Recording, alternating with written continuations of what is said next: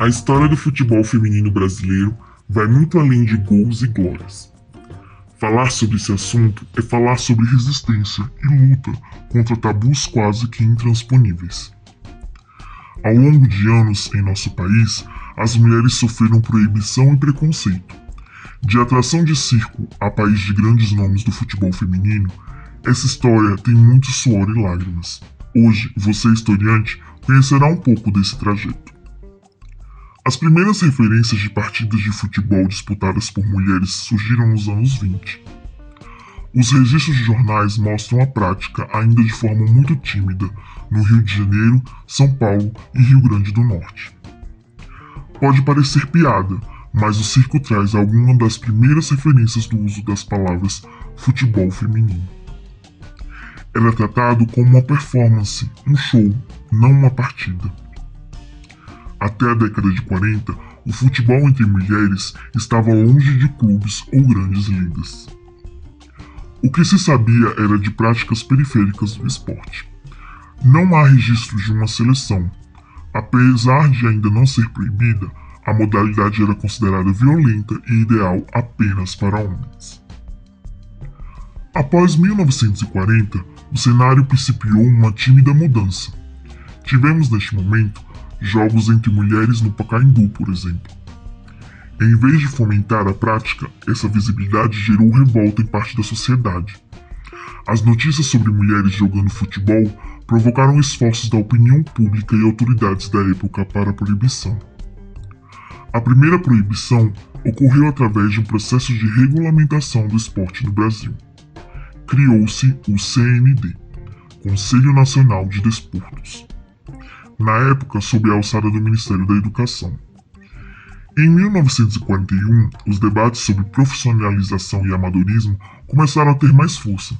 Foi assim que a temática dos esportes femininos se tornou uma demanda do CND. Foi então instituído um Decreto-Lei 3.199, artigo 54. O texto trazia de forma mais geral que as mulheres não deveriam praticar esportes que não fossem adequados à sua natureza. Apesar de não ser citado nominalmente, o futebol estava ali inserido. Em 1965, já no governo militar, o Decreto-Lei é novamente publicado, desta vez de forma mais detalhada, assim como em 1941, circulam novas notícias de mulheres jogando futebol de forma clandestina, por conta da proibição. Poucos registros foram resgatados até hoje.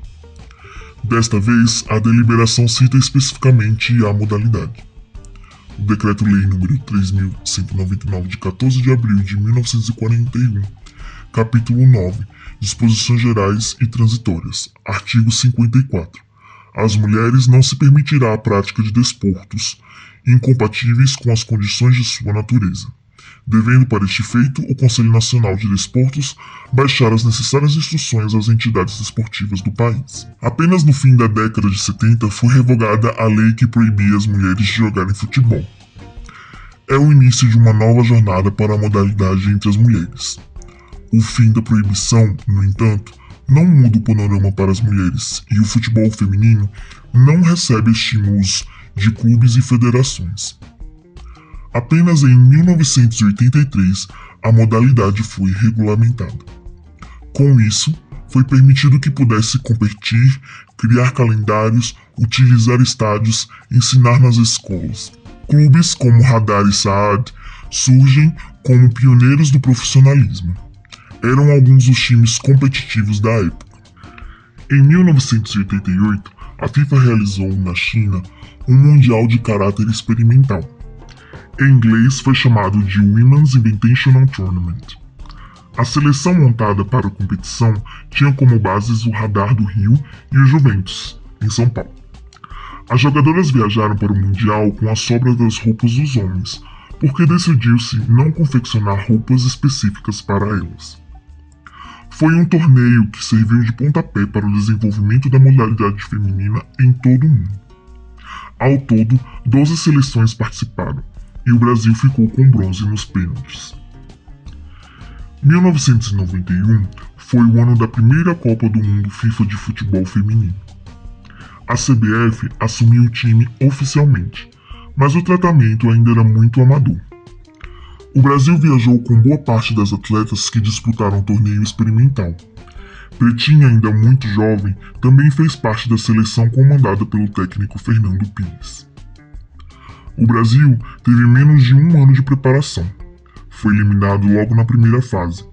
A zagueira Elane marcou o primeiro gol do país em torneios FIFA, na vitória diante do Japão. A equipe, no entanto, perdeu jogos para os Estados Unidos e Suécia. Os Jogos de Atlanta em 1996 marcaram a estreia do futebol feminino em Olimpíadas. A seleção brasileira, repleta de veteranas da geração anterior, terminou na quarta colocação, ficando muito perto do pódio. Com Meg, Marisa, Fanta, Suzy, Cici, Pretinha, Roseli e outras, a equipe deixou a medalha escapar na disputa pelo bronze diante da Noruega. Perderam por 2-0. De lá para cá, o futebol feminino no Brasil passou por altos e baixos incontáveis. Infelizmente, a modalidade ainda é vista como amadora e secundária em comparação ao futebol masculino. Dentre tantos tabus, as mulheres futebolistas brasileiras ganharam o mundo.